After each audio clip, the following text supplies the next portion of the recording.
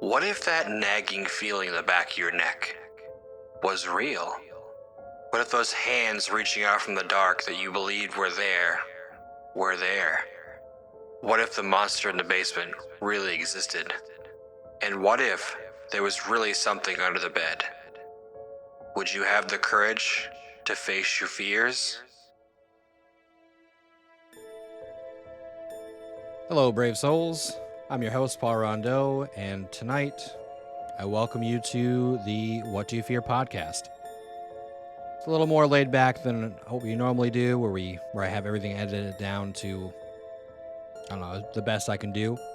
With this one, we're just going to go with it. We're going to have fun with it. I'm just going to enjoy myself reading some stories, and hopefully you'll enjoy it too. So the first story on our list today is called The Comfy and Cozy Cabin, and the author is unknown. So, without further ado, let's get into that story.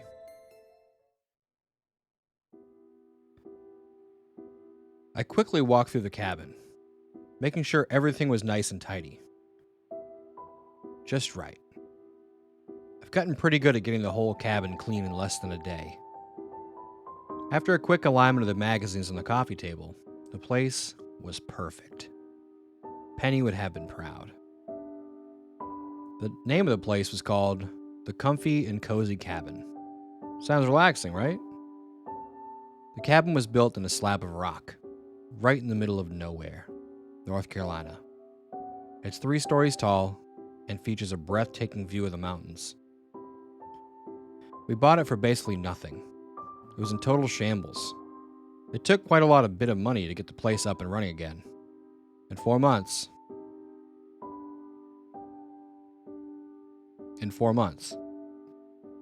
I'll finally pay the mortgage off and start making money.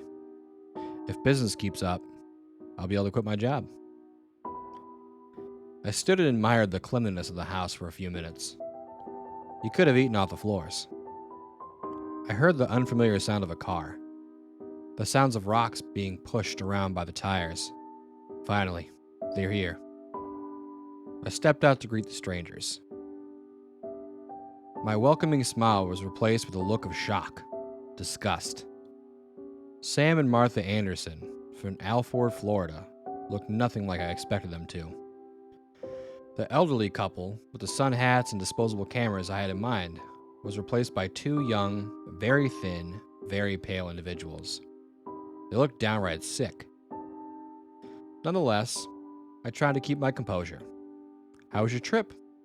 I said in the most welcoming voice I could muster. It may seem like I'm making a big deal about the way these people looked, but they literally appeared as if they hadn't eaten for weeks, like skin over bones. I guess you just had to be there. "It was fine," the man, Sam, said to me. His voice was completely devoid of emotion, humanity. His eyes never met mine. Sam gazed at nothing. There was about 2 seconds of awkward silence. I broke it. My voice felt weak. "Okay. Let me give you guys a tour of the place. Then I'll be on my..." Martha turned her eyes toward me. They looked glazed over, dead. That's when I realized what these people looked like. Walking corpses.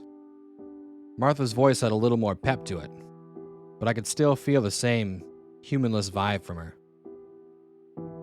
"We'll be just fine. We don't need a tour. We saw the pictures online."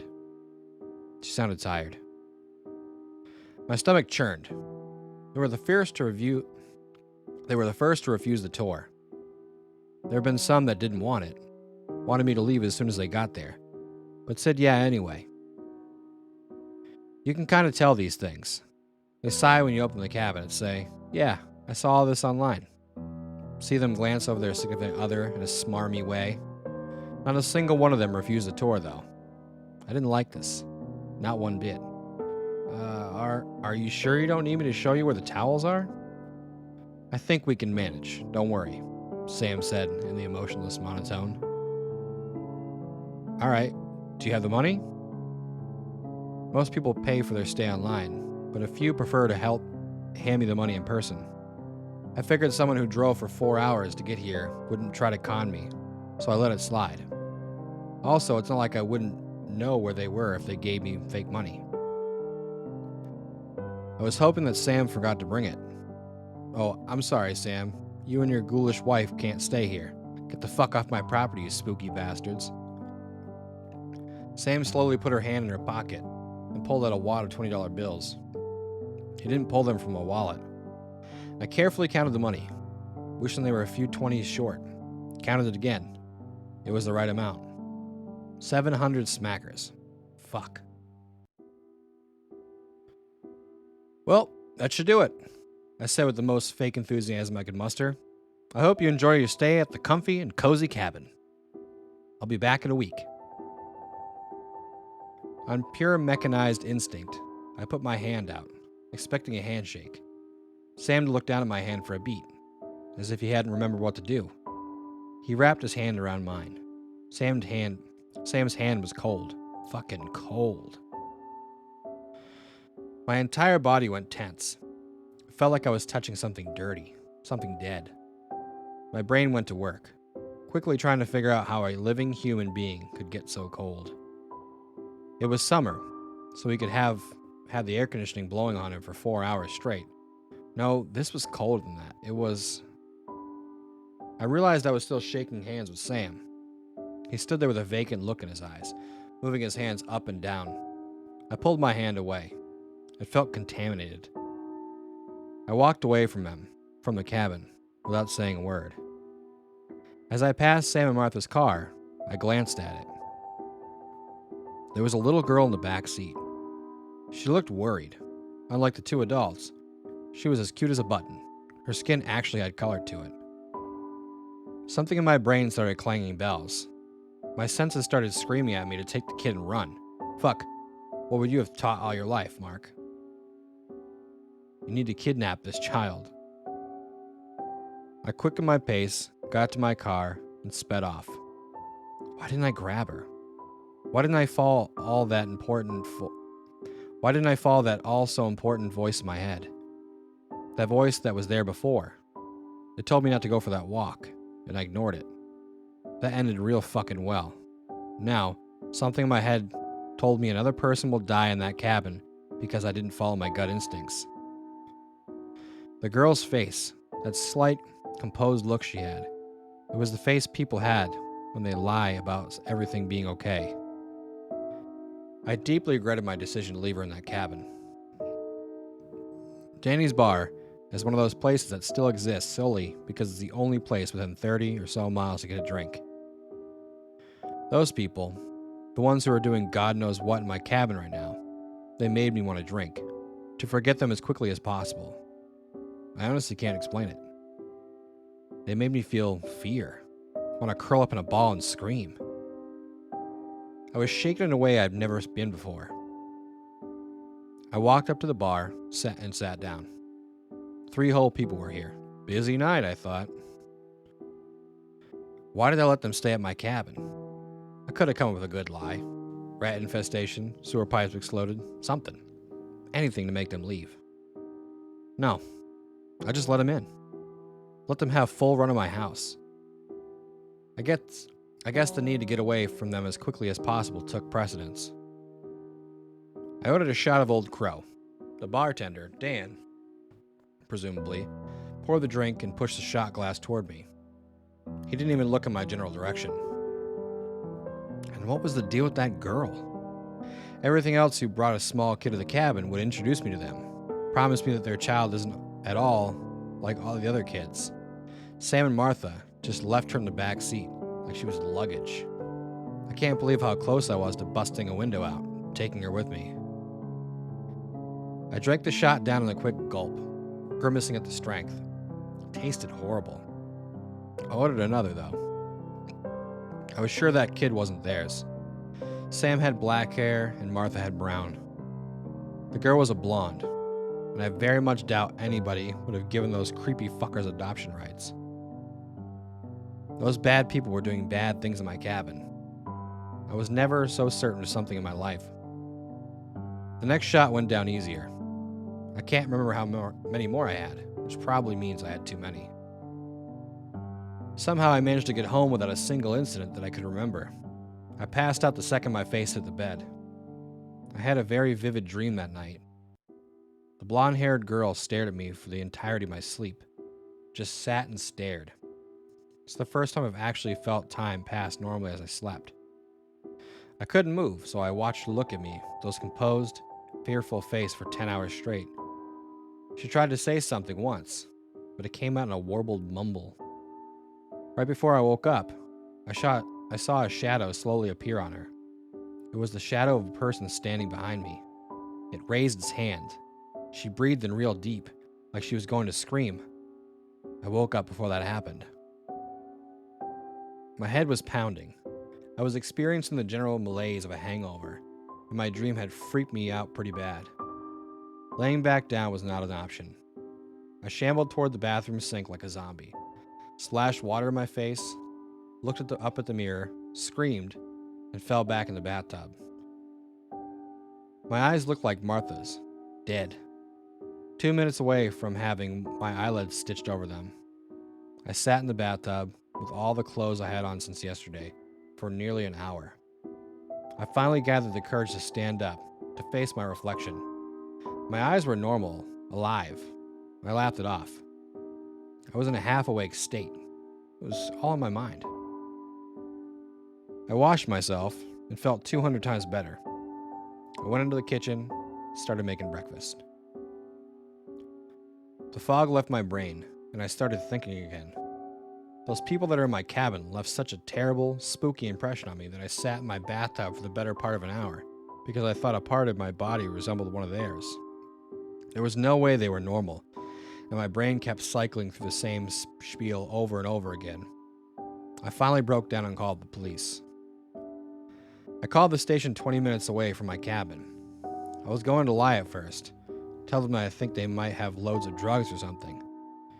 I decided on being frank. I told the woman on the other end of the phone that the people in my cabin made me feel uneasy, that they had a kid that was most likely not theirs. "What do you think they're doing?" The woman sounded slightly annoyed.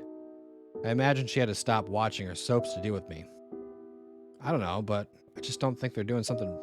I don't know, but I think they're doing something bad. I just can't shake the feeling." "Okay, we'll have someone look into it. What's your name?" I had already told her my name earlier. Mark Gray. "Okay, we'll see what we can do." She hung up.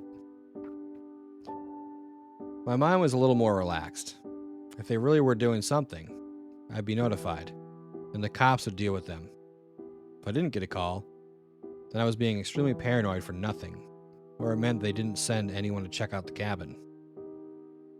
I went to work the next day, sold loads of furniture. It was the best week I had all year. My phone rang once. It was a friendly robot wanting to help me get rid of my credit card debt. As the week went on, I stopped thinking about Sam and Martha. I was going to make the trip up to the cabin on Saturday to clean it. I had another group coming up on Sunday. On Friday night, I had another one of those vivid dreams where I could feel time pass. I could move my head around this time, but nothing else. I couldn't even close my eyes. All I saw for a long time was darkness. After a while, I started to hear a low murmur, and something darker than the darkness came out of the black void. It moved closer and closer until all I saw was the dark figure standing before me. It opened its eyes. They were long dead. The right one was slightly oozing some kind of liquid.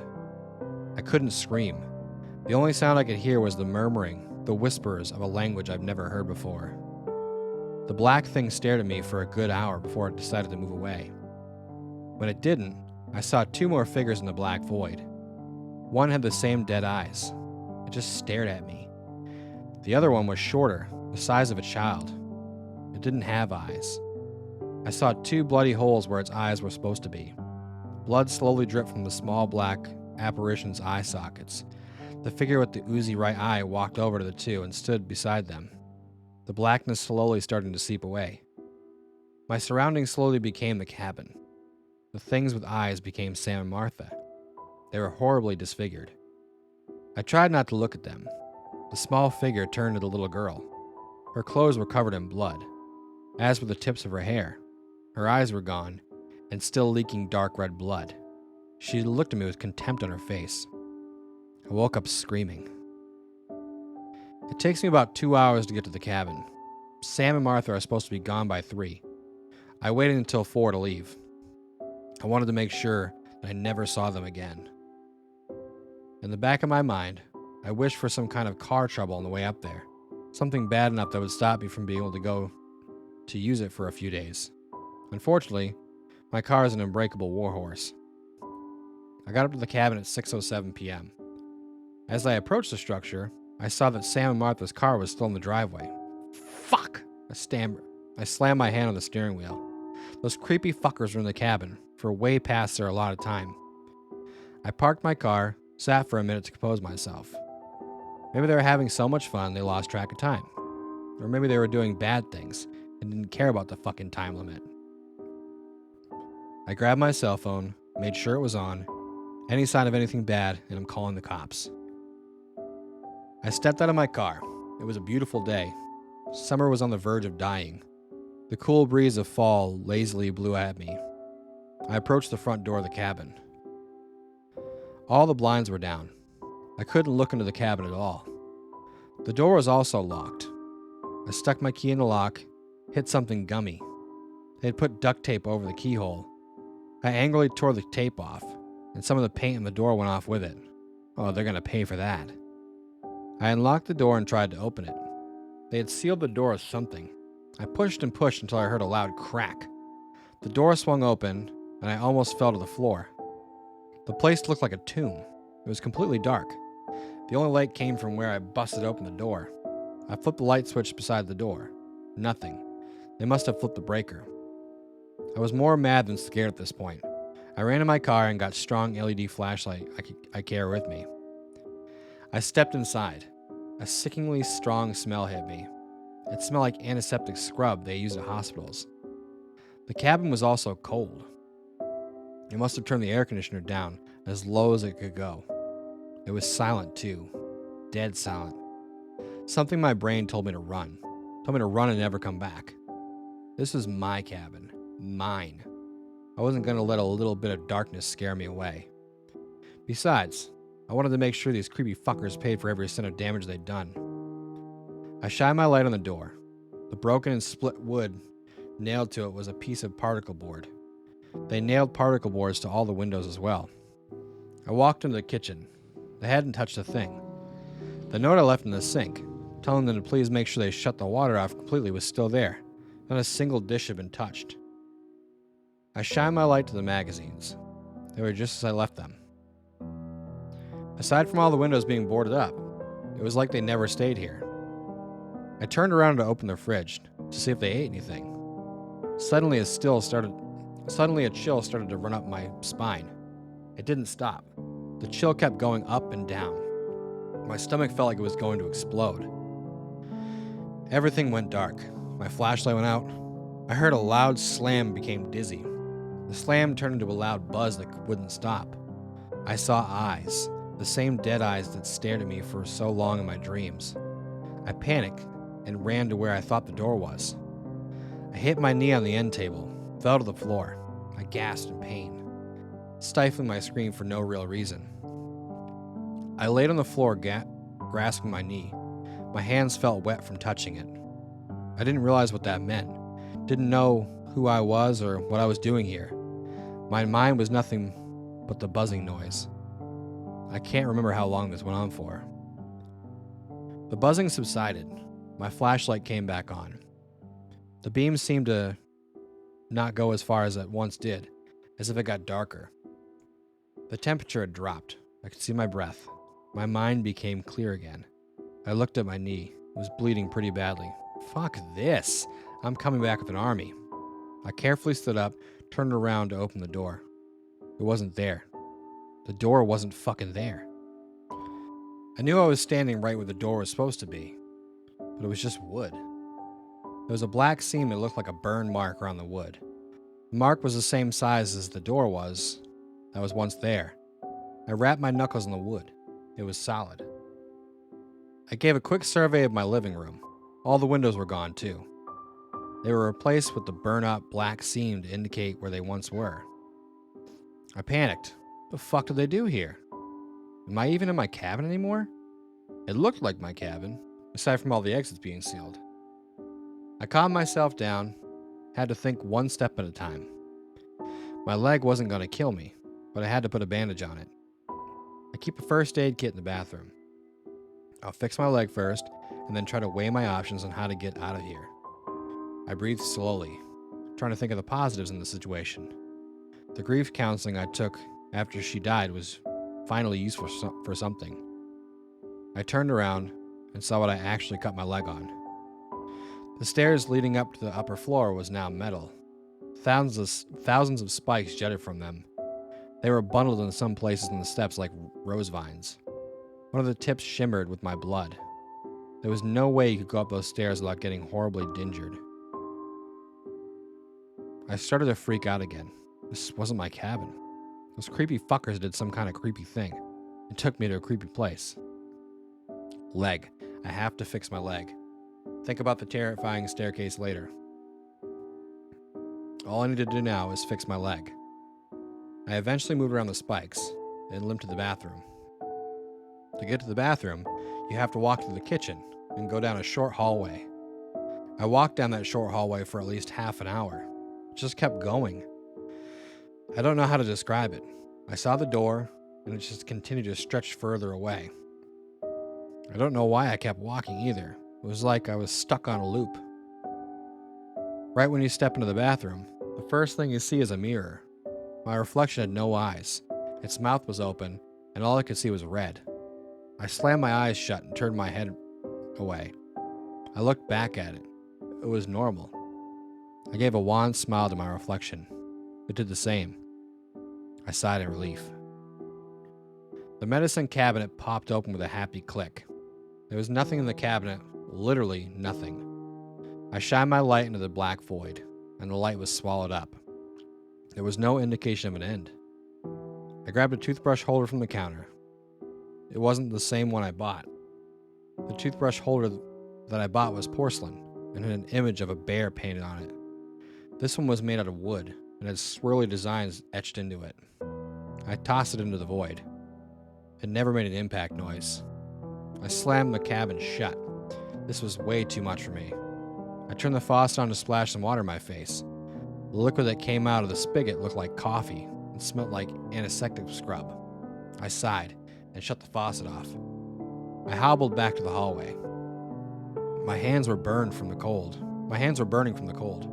It became obvious to me that I would freeze to death long before I bled out. There was some winter clothing in the bottom of the blanket chest in the bedroom. It was on the other side of the hallway. I got there with no problem. I walked toward the blanket chest. There was a piece of paper taped to the wall above it, written in quick, panicked notes. It said, "Do not remove."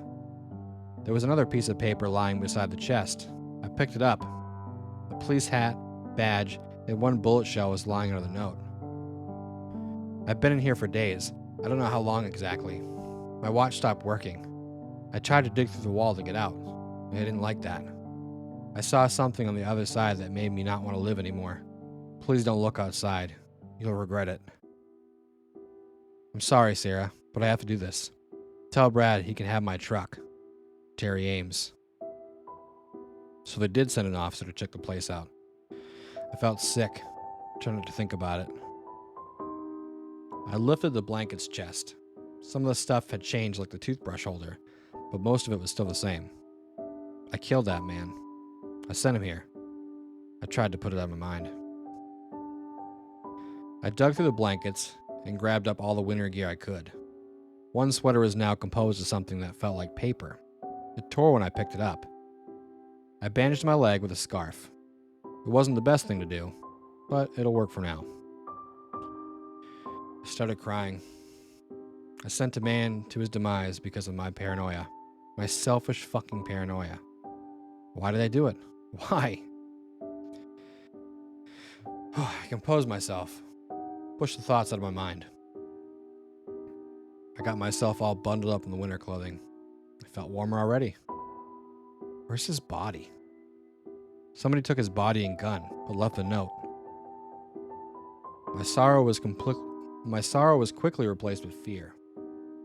I heard a light tap. Sounded like a piece of paper fell off a wall. I heard a hateful, angry grunt and felt like I was being watched. I ran out of the room and slammed the door shut. I never looked back. My brain told me to keep my eyes ahead. If anything, today has taught me to listen to what my brain has to say. I sat down on a chair in the kitchen, pulled up my phone. I should have done this a long time ago. My phone told me I had 5 bars, full signal.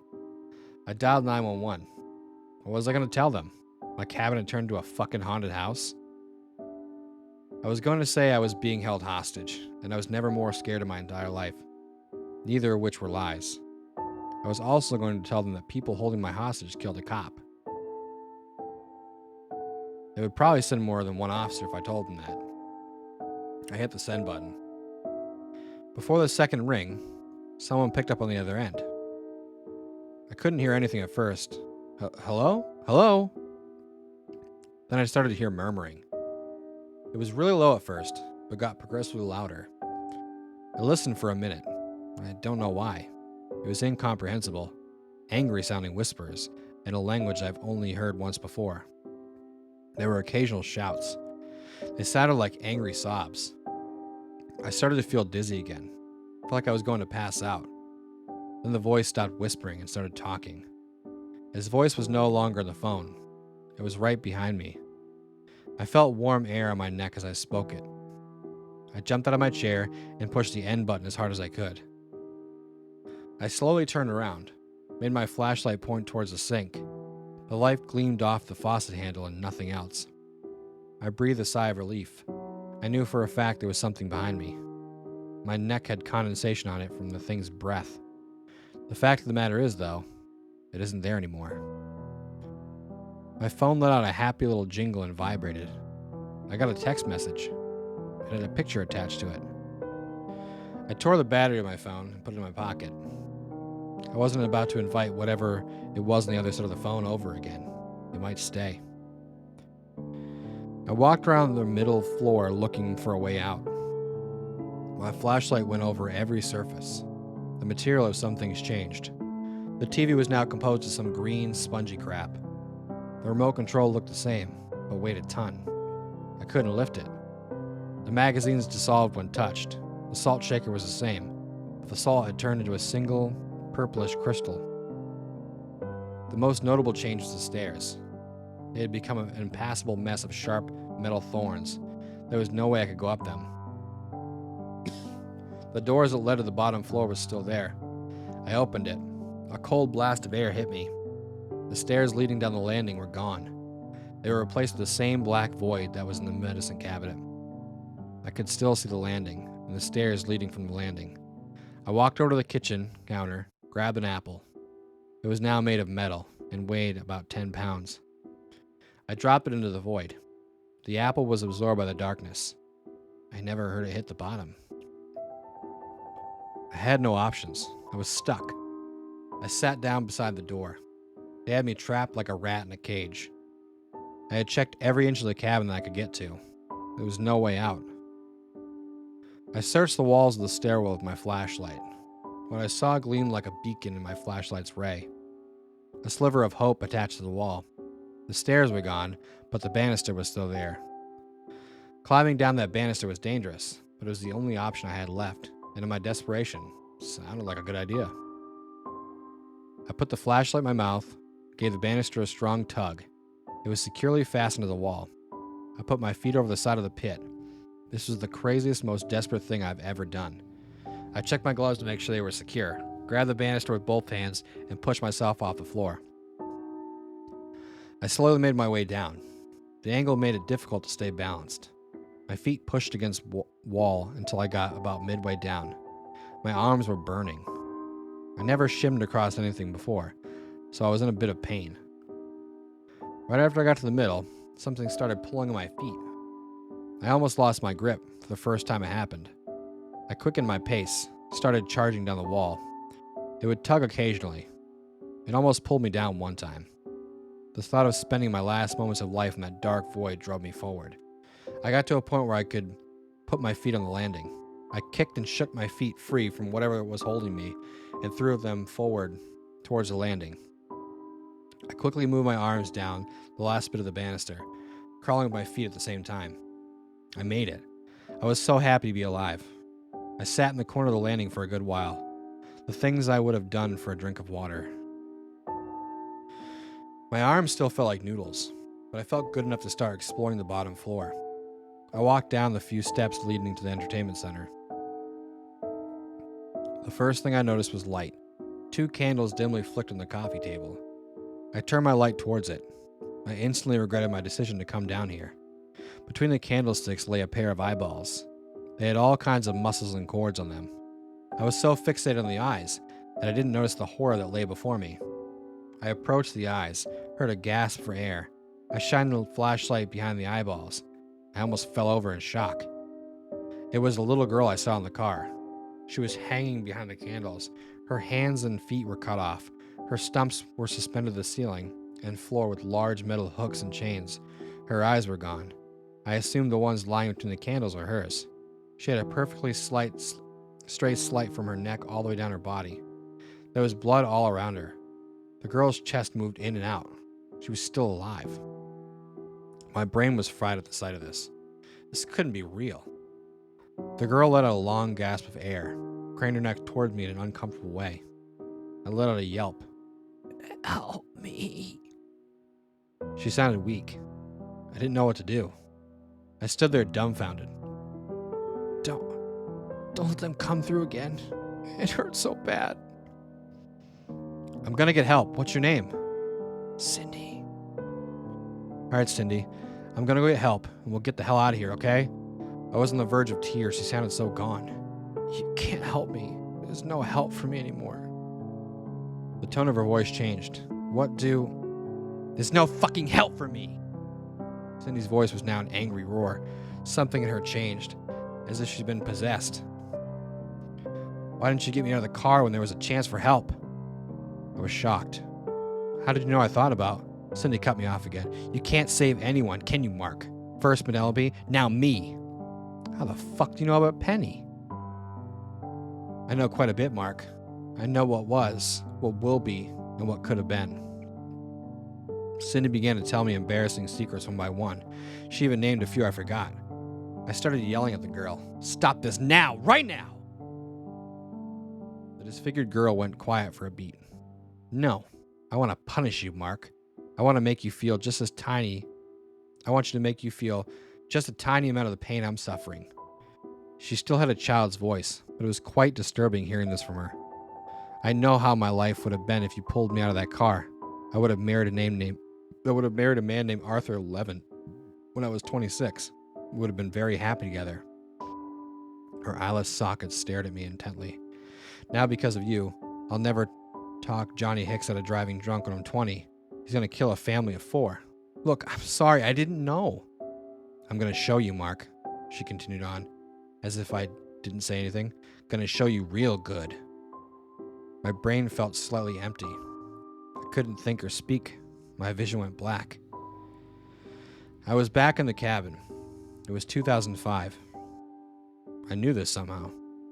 Penelope was standing on the very top of the rung of the ladder. She was painting the top of the wall. I was stressed. This little project for her has put us eyeball deep in debt. She looked down at me. Her eyes were beautiful. Everything about Penny was perfect. Why couldn't I see that before? "Don't worry about it, Mark. We'll make all the money back and more." Her voice was so soft, so inviting. I heard myself speak. "Look, Penny, we didn't have money in our budget for paint this week.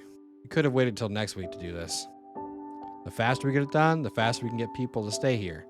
It's all going to work out, Mark. Grab a brush.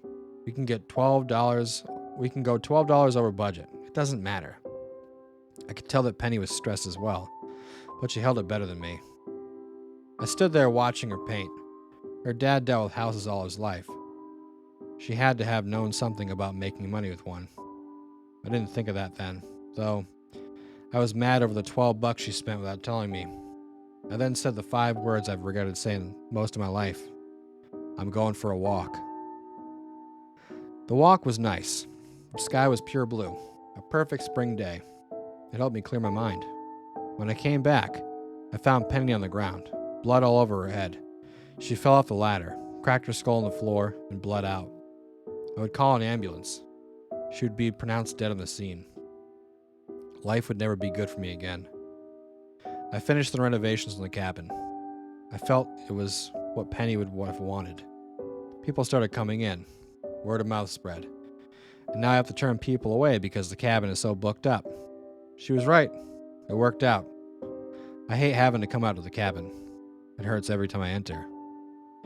Instead, in this world, Cindy is showing me in this plane of existence. I walk to the door and stop. I turn around and say, I don't really feel like walking. And come over here and paint. We still got a lot to do.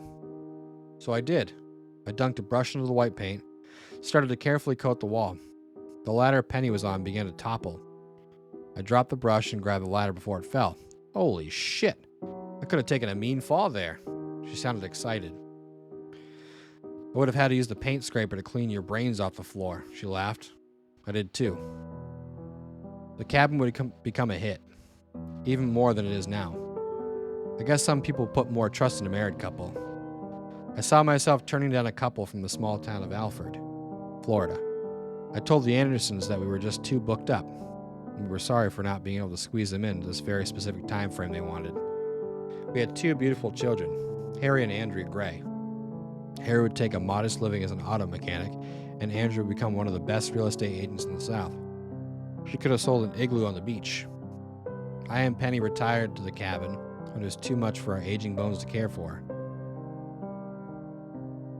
We began to live in it permanently. Penelope was beautiful even in old age. I would die before her from some type of illness. The last thing I would have seen is my wife, my children, and my grandchildren.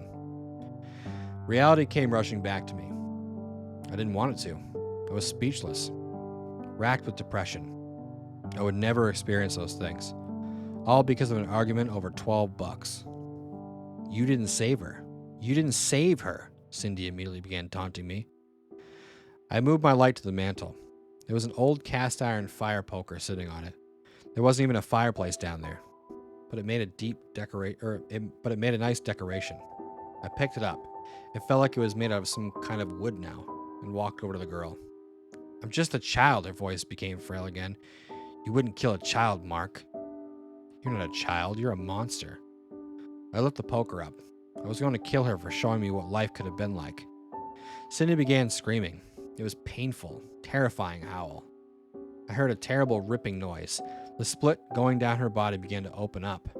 The now massive hole in her body began to glow a dark purple color. The entire room lit up. I shielded my eyes and stepped back from the brightness, saw 2 emaciated figures walk out of the purple light. Sam and Martha's bodies were much paler than before. They were white as mimes. Their lips couldn't close completely, so they had a constant grimace. Sam was smiling. His mouth went from ear to ear. They seemed to have an extra knuckle in each finger. Sam walked towards me, his claw-like hands outstretched. I swung my poker at him. Sam let out a screech. Martha seemed to respond to it. Her eyes were small, like a bird. She dove at me. Her nails tore through my pants and dug into my skin. I whacked her on the head with the poker. She didn't let go. She didn't react to getting hit. I turned my head around to see Sam knock me square in the face with his long hand. I dropped my flashlight, but kept a tight grip on the poker. I fell to the ground. Martha issued a series of hisses and clicks. Sam replied in the same manner. Sam grabbed me by my jacket. Martha grabbed me by my legs. They began to carry me towards the light. Something in my brain went nuts. I did not want to go wherever the hell they were taking me. They didn't seem to notice that I still had the poker with me. Or they didn't care. I swung the poker at Sam, smacked him right in the face. He didn't even flinch. I had no options. They were going to drag me to that place, and there wasn't a damn thing I could do about it. I saw it rapidly moving to the purple glow. Cindy's heart was still inside her. It was beating really fast. Those stupid fuckers didn't realize the predicament they put themselves in. Sam was halfway into the light, and I was at the edge of it. I swung the poker at Cindy's heart as hard as I could. The organ exploded. I heard several inhuman screams. Everything went dark. The world felt like it was melting. My head got dizzy, and I forgot who I was for a brief moment. I woke up. It was dark. I crawled around on my hands and knees until I found my flashlight. I turned it on and looked around the area. Cindy hugged limply on the chains. Her body was pretty rotten. It smelled terrible. Lying beside her on top half of Sam. The other half of his body must have stayed in that place. In the corner of the room, the pale, beady-eyed Martha sat. She was breathing heavily and quaking. It was as if she was suffocating. I watched the creature slump over and stop moving. I poked her body. She was dead. I needed to get away from the smell.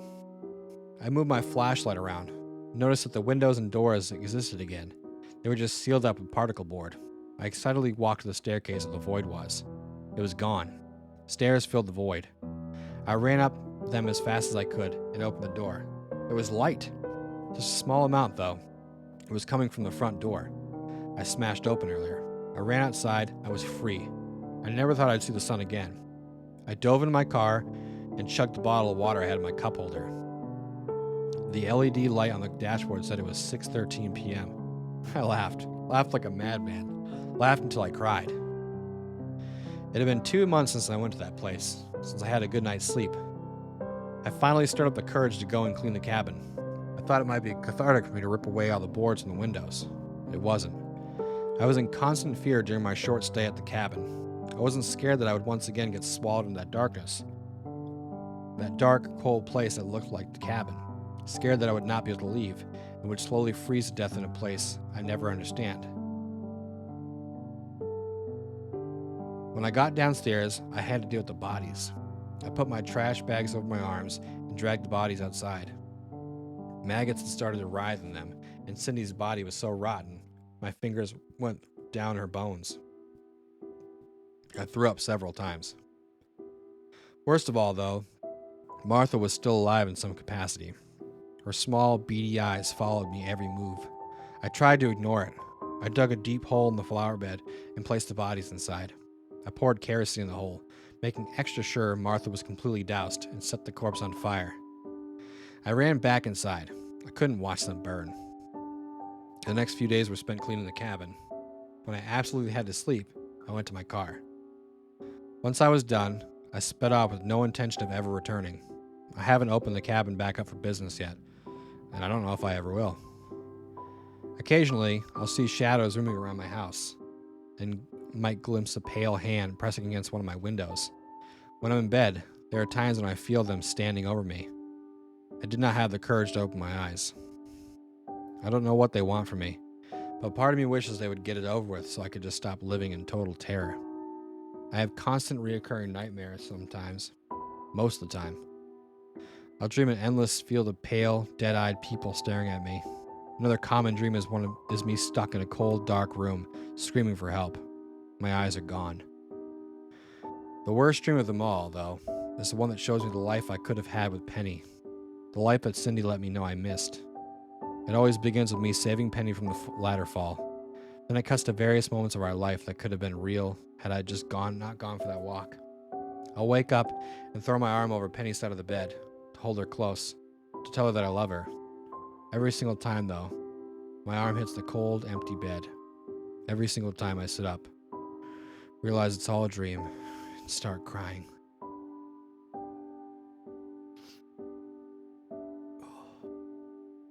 That story was a lot longer than I thought it was. I scrolled a little bit at first, and I did not realize that story was going to be 40 minutes long. Cool story, though. I honestly think I really thought it was going to be vampires at first. I was like, oh, this is a vampire story. Especially when they were like skin and bones. They had the kid in the back. I'm like, oh, they're going to kill the kid, drink the kid, whatever. I didn't expect it to be like, that kind of reminded me of No End House, if you ever listened to it. It kind of had a similar thing like that, where I don't know, it's almost got the guy in like a loop, showing him terrible things. Don't get me wrong, No End House is way more messed up than this one was, but yeah, the sight of like the kid chained up like Hellraiser with the eyeballs next to the candles, that was pretty weird. That story just, all in all, was weird. It was cool, but weird. But I'll be honest, that was such a long story, I don't think we're going to be doing two this episode. So I hope you enjoyed it. Come back next time for some more spooky stories. And as always, remember to face your fears.